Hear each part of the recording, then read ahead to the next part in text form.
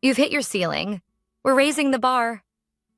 That's what he said, sliding the termination papers across the desk like he was offering me a lunch menu. My name is Emma Sinclair. I'm 38 years old, and until last Friday, I was senior business strategist at Redwood Dynamics, a mid-sized tech consultancy in Austin, Texas. I worked there for nearly 11 years. No sabbaticals, no long vacations, just steady, consistent performance. Results. The kind of work people build careers around. The kind of loyalty companies claim to reward. I brought in 60% of Redwood's revenue last year. That's not an exaggeration. It's a number from our own internal quarterly reports.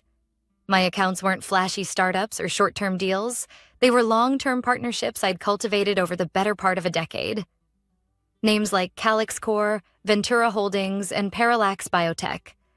Clients who didn't just trust Redwood. They trusted me. But none of that mattered on Friday. "You're plateauing," Nathan, my boss of 3 years, said while adjusting his cufflinks. "The industry is shifting, and we need people who can think beyond the current model. Disruption is the name of the game now." I watched his mouth move, but all I heard was static, like a man reciting lines from a book he didn't write. What Nathan didn't say, but I already knew, was that he had hit a ceiling too. And someone had convinced him that the only way up was to stand on the shoulders of people like me. 3 months earlier, they'd brought in Jordan Chase, fresh MBA from Stanford, to shadow me. No explanation. Just an email from Nathan. "Let's bring Jordan up to speed. He'll be a great addition to your team." Shadowing, a polite term for extracting. Jordan was polite, curious, sharp in a textbook kind of way. But he had no instinct, no client memory. He didn't know the CEOs I'd built trust with over awkward dinners and early morning flights. He didn't know that Ventura's CFO, Lydia, only signed when I personally walked her through risk forecasts over coffee at 6 a.m. for a week straight. He didn't know the human side of those deals, the glue. But Nathan thought Jordan was the future. Young, hungry, cheap. And I was legacy software in their eyes. When he handed me the papers, Nathan smiled. That fake, corporate, smoothed-over smile that managers wear when they need to look like they're doing you a favor. "We'll, of course, honor your severance and unused PTO. And if you'd like a reference..." I held up my hand and stopped him mid-sentence. "It's okay," I said. "I won't need a reference." I packed up in silence. My framed photo of Olivia's dance recital. The mug that said, "Data Whisperer" from the Christmas party I skipped last year to finalize the Calyx Corp renewal. A binder of notes. My personal notebook. My real asset. The one they hadn't seen. As I walked out, the receptionist looked up, confused. "Taking a break?" I smiled. "Something like that." I didn't cry on the drive home. I didn't play music or call anyone. I just drove in silence, my hands steady on the wheel, thinking not about what I'd lost, but about what they'd just done. They thought they were cutting fat, but they'd just severed the artery. At home, I placed the box on the dining table and stared at it. 11 years in 1 square foot of cardboard. Then I poured a glass of wine, opened my laptop, and looked through my personal records, contacts, contracts, expiry dates, renewal cycles, things I kept meticulously, not because I didn't trust Redwood, but because I knew someday they'd stop trusting me. My phone buzzed. A message from Lydia at Ventura. "Looking forward to our Q4 planning call. Still good for Tuesday?" I stared at it for a long time. She didn't know yet. None of them did. But they would. And that's when it hit me. Not sadness, not even anger. Just clarity. This wasn't a setback. This was my starting point.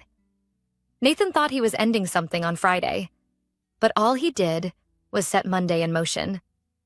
I didn't respond to Lydia's message that night, or to the 3 other unread emails waiting in my inbox. One from Parallax, confirming next week's executive retreat. Another from Calyx Corp, checking on updated pricing models. And one from Nathan, subject line. "Let's make this a smooth transition." Smooth. The word stuck in my throat like a pebble. I spent the weekend in silence, not sulking, not panicking, just processing. The house was still. Olivia was at her dad's place, and I didn't turn on the TV. No background noise. Just me, the glow of my laptop, and 11 years of history in front of me. Notes, client rosters, renewal calendars. A list of every contract I'd helped close. The numbers didn't lie. I wasn't just a top performer, I was the spine. What they'd fired wasn't an employee. It was the connective tissue between Redwood and its clients. But I didn't storm into Nathan's office or blast a LinkedIn post. That's not who I am. No, my kind of revenge doesn't need a microphone. It just needs timing and silence. By Sunday evening, I'd created a private spreadsheet. Phase 1, awareness. No threats, no drama. Just a simple truth to the right people. I started Monday with one call. Lydia Caldwell, Ventura's CFO. "Emma," she answered, chipper. "You ready for Tuesday? I've already got the agenda sketched out." "I won't be attending," I said calmly. "I'm no longer with Redwood." There was a pause, long enough to tell me she'd been blindsided. "What? Since when?" "Friday. They let me go, said I'd hit my ceiling." Lydia exhaled sharply. "Are you serious? You built this account?" I didn't reply. I didn't have to. Then came the questions. Who will be taking over?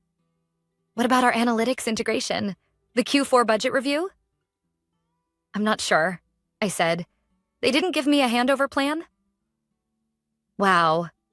She was quiet, then added, "Well, when you land somewhere, let me know." That was it. No pitch, no plea. Just a simple truth spoken directly. I made 4 more calls that day, each to a senior decision maker I'd worked with for years.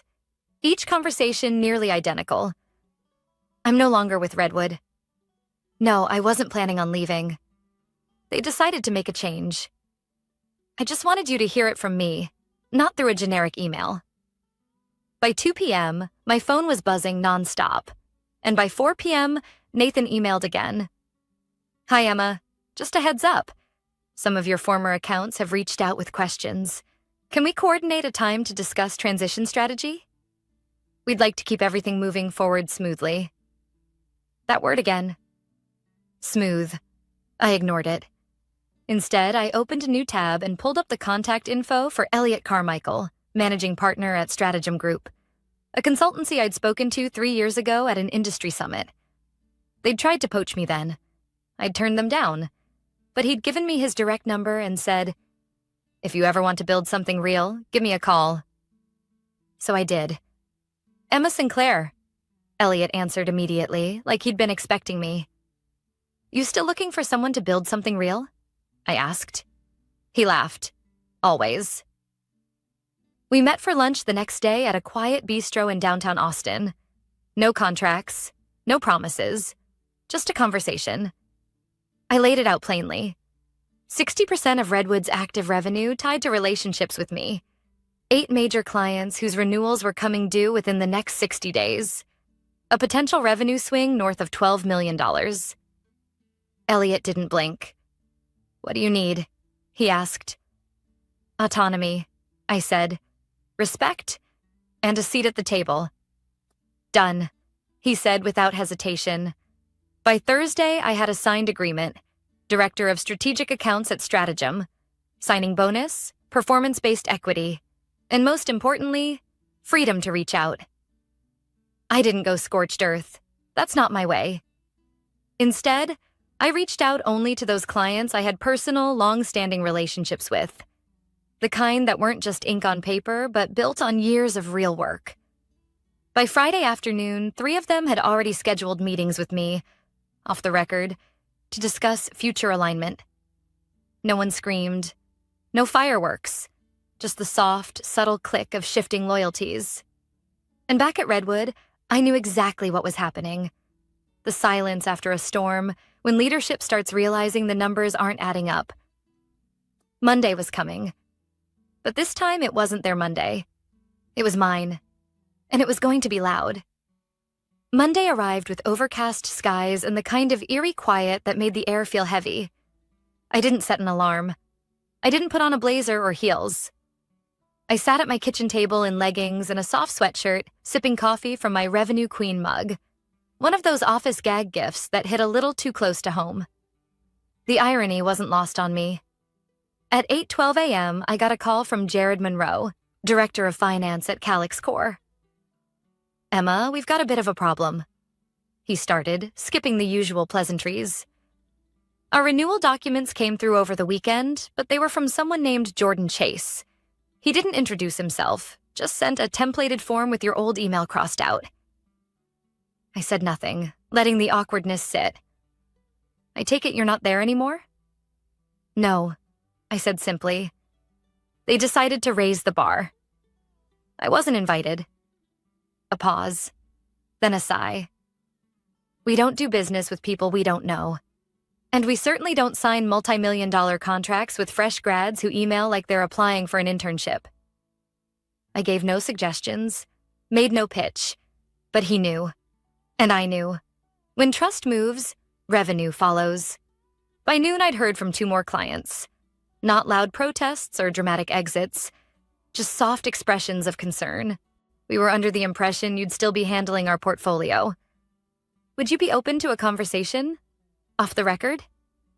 Meanwhile, I imagined Redwood's offices 2 miles away. Jordan fumbling to answer questions he didn't understand. Nathan checking spreadsheets that no longer made sense. The churn rate starting to tick upward. Quiet tension over morning coffee. Then came the email. Subject: urgent, strategic transition discussion. From Nathan Mercer. To Emma Sinclair. Time 2:17 p.m. Emma. "We've had some client feedback regarding the transition. A few are asking specifically for you, and there's confusion about coverage. We'd like to discuss a potential consulting arrangement to ease the shift. We're open to terms." I didn't respond. Instead, I forwarded it to Elliot, my new boss at Stratagem. His reply was just 4 words. "Let them twist first." At 4:03 p.m., my phone rang again. This time it was Maya Bell, VP at Henderson Logistics, a $3.8 million account I'd brought in 3 years ago. "Emma, I just got off the phone with Redwood," she said, voice tight. "They said you weren't interested in continuing the relationship." I sat up straighter. "That's not true. They terminated me. I didn't leave voluntarily." Silence. Then Maya whispered, "I knew something was off." They sounded nervous, like they were trying to get ahead of something. "They are." Another silence, then a shift in tone. "Can you meet for lunch Wednesday?" I agreed, and she hung up with a quiet, "We should talk numbers." That night, as I stared out the window at the city lights, I realized something had clicked. The weight of being fired, of being deemed no longer enough, was gone. I wasn't angry anymore. I was awake. Because somewhere in a polished boardroom, they were just starting to understand the depth of what they'd lost. And the worst part? They did it to themselves. On paper, it looked like a clean decision. Refresh the team, bring in new energy, cut costs. But the paper didn't carry relationships. It didn't remember the early morning calls or the all-nighters before client deadlines. And paper certainly didn't know that Emma Sinclair's loyalty was never blind. It was earned. At 6:31 p.m., Elliot called. "I just got off the phone with Ventura Holdings," he said. "They asked if you were open to exclusive alignment if they shifted vendors." "And?" I asked. "I said I'd check with my new director of strategic accounts," he replied with a chuckle. "You good with that?" I leaned back in my chair, watching the last glow of daylight fade over the city. "I'm very good with that." We ended the call, and I opened my calendar. 4 off-the-record meetings scheduled this week. 2 in person, 1 over dinner, and 1 at a golf club. A place I hadn't set foot in since I closed the deal that funded Redwood's last expansion. It was almost poetic. They fired me because I didn't meet expectations. They said I'd plateaued. They thought I was done growing. But what they didn't understand was simple. The ceiling they saw? It wasn't mine. It was theirs. and they'd just built it right over their own heads. By Tuesday morning, the shift was no longer theoretical. I didn't need an internal report or access to Redwood's CRM to know what was happening. I could hear it in the hesitations during client calls, the cautious way people asked if I was available to explore alternatives, the sudden interest in exploring alignment models. These weren't inquiries, they were exits in motion. At 9:47 a.m., I received a LinkedIn message from Derek Liu, a mid-level project lead at Redwood. We'd worked together for years. "Hey, Emma, just wanted to say I'm sorry about how everything went down. Honestly, the team's been in shock. People are nervous, clients are calling and asking weird questions, ones we can't answer. It's tense here. Hope you're doing okay." I didn't reply, not because I wasn't grateful, but because I knew that message would be followed by many more. Once the ripple starts, the current pulls everything with it. By lunch, I was sitting across from Maya Bell at Henderson Logistics, a corner table at a restaurant where I'd once celebrated her company's 3-year renewal deal. "Emma, let me be direct," she said, placing her phone face down. "We've had 5 different people from Redwood reach out in the past week. 5. All with slightly different information, none of them you." I nodded slowly. "I didn't leave voluntarily. They decided to go in a new direction." "Well," Maya said, leaning in, "you were the reason we stayed with Redwood. We weren't buying services. We were buying your brain." I didn't smile, but I felt a deep kind of satisfaction. She continued, "So, tell me, what would it take to shift everything over?" I didn't answer immediately. Instead, I reached into my bag and handed her a single-page summary, an outline of what service with stratagem would look like. No hard sell, just facts, numbers, and what she could expect working with me again. Her eyes scanned it quickly. "This is more clarity than we've had from Redwood in a week." I sipped my water and said, "I only move forward with clients who value consistency, transparency, and long-term partnership." She nodded. "Send me the paperwork by Friday." And just like that, $3.8 million began to float in a new direction. I walked out of the restaurant into the bright autumn sun, phone buzzing before I even reached the parking lot. Calyx Core. They wanted to reschedule their upcoming strategy meeting, this time to my new office. Not Redwood's. Ventura Holdings confirmed their legal team had begun reviewing options for early termination of their current contract. "We're not interested in transition calls with interns," Lydia's email read. "We'll wait for Emma." The quiet, corporate machine that had dismissed me as a line item was starting to stutter. That afternoon, Elliot stopped by my office, holding a printout. "Take a look at this," he said, setting the paper on my desk. It was a screenshot from Redwood's investor update page. A statement had been posted that morning. "Due to recent fluctuations in account stability, Redwood is reevaluating certain strategic partnerships and client-facing leadership roles to ensure optimal service continuity."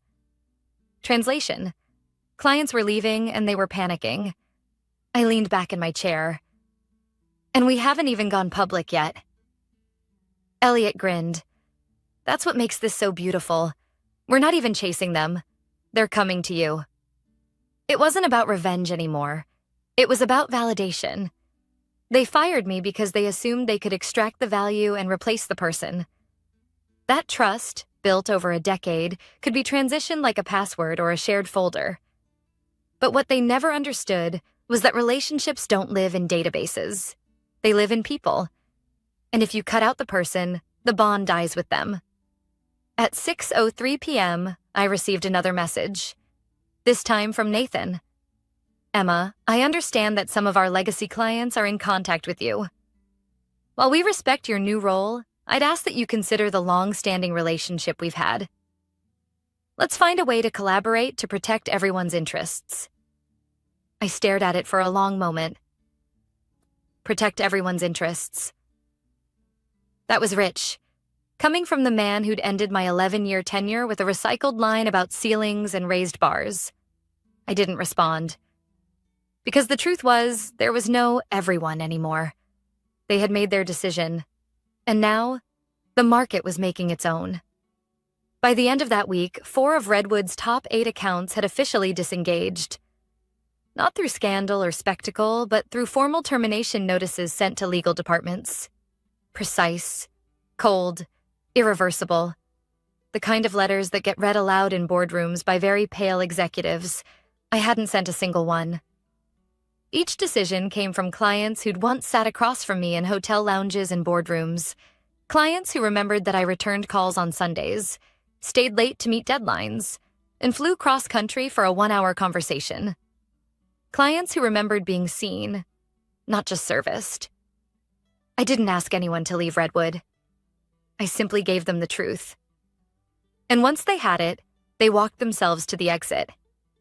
On Monday, Elliot walked into my office with a rare stillness in his face. "Emma," he said, placing a tablet in front of me. "You need to see this." It was a link to a Redwood staff memo that had been leaked online. Anonymous source. Published by a local business outlet. Due to ongoing client attrition and revenue instability, Redwood Dynamics will undergo internal restructuring. Executive Vice President Nathan Mercer will step down effective immediately. In his place, a transition committee will oversee strategic continuity. I read it twice. Nathan. Gone. He hadn't made it 6 weeks past my termination. I didn't smile. There wasn't anything to smile about. Because beneath the headlines and financial ripples, there was something quieter, heavier. The realization that loyalty had become a liability in modern business. That showing up, year after year, doing your job well, and building something meaningful wasn't enough to protect you. They'd built Redwood's growth on my back, and discarded me the moment a newer model came along. But what they forgot was that I wasn't part of the foundation. I was the architect. And when you fire the architect, the walls don't fall immediately. But eventually they do. That same day, my former assistant, Rita, messaged me from a personal number. "Hey, Emma, just letting you know they're losing their minds over here. There was a board meeting this morning, people yelling. No plan. No leadership. Just chaos. They keep mentioning your name like it's a curse word." I typed a reply, then deleted it. Some things don't need to be said. By midweek, Strategem's internal report showed a $6.2 million jump in new business, all redirected revenue from Redwood accounts. The number wasn't just symbolic. It was undeniable proof that the market had made its choice. But that night, sitting at my dining table, wine untouched, laptop screen still glowing, I didn't feel victorious. I felt tired. Because behind every transferred account was a piece of my life. A dinner missed, a birthday rescheduled, a night spent on conference calls while Olivia fell asleep alone in her room. I'd built my career around being indispensable, until the day they decided I wasn't. I thought about calling Nathan, not to gloat, not to confront, just to ask him why. Why had he looked me in the eye and told me I'd hit a ceiling when he knew I was the ceiling? But I didn't, because I already knew the answer. He didn't believe in what I'd built, because he hadn't built anything himself. At Stratagem, we began prepping for a regional conference the following week. Elliot wanted me to speak on a panel about sustainable client relationships in volatile markets. He said I was the perfect case study. "People will listen to you," he told me, "because you're not just a theory, you're a consequence." The phrase stuck with me. A consequence, not a disruptor, not a rebel, just a living, breathing consequence of what happens when leadership forgets that people, not processes, carry value. On Friday, my inbox pinged. Subject: meeting request, personal from Everett Langston CEO, Redwood Dynamics Emma. I realize a lot has transpired in the past month. I'd like to meet, off the record, no legal teams, just a conversation.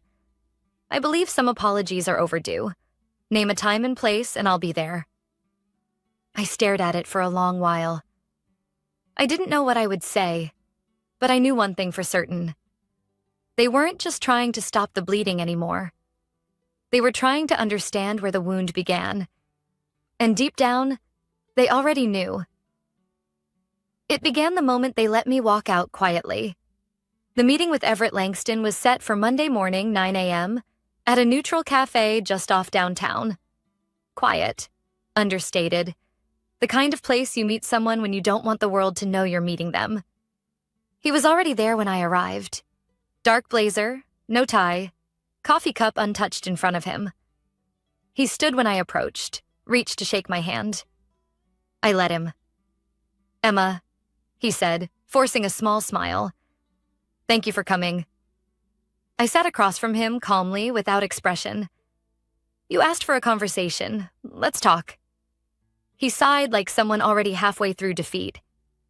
"You were right," he said without preamble. "About the clients, the relationships, the trust. We underestimated it all." I didn't nod.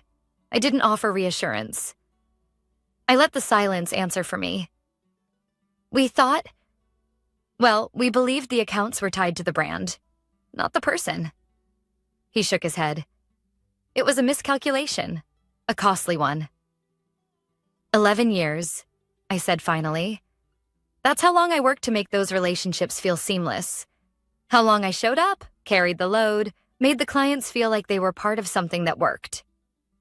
"I know," he said softly. "Do you?" I asked. "Because if you did, Nathan wouldn't have slid termination papers across my desk and called it raising the bar." Everett swallowed. "Nathan's gone." "That's not the point," I said. "The point is, Redwood built a house on trust, then decided to renovate by removing the foundation." He looked up at me, no defense left in his eyes. "You built something extraordinary. I'm sorry I didn't protect that." I leaned back in my chair, absorbing the weight of what wasn't being said. The board's panic, the financial pressure, the scramble to control a collapse that began the moment I left. "Do you want something from me, Everett?" I asked. He hesitated. "We were hoping, if you'd consider consulting with us, even temporarily, help repair some of the damage, maybe salvage what's left of the big accounts." "No," I said. "Not with anger, just finality. Because they weren't asking for me. They were asking for the version of me they discarded. The one who hadn't realized yet how much she was worth." He nodded, almost as if he expected it. I figured, but I had to ask.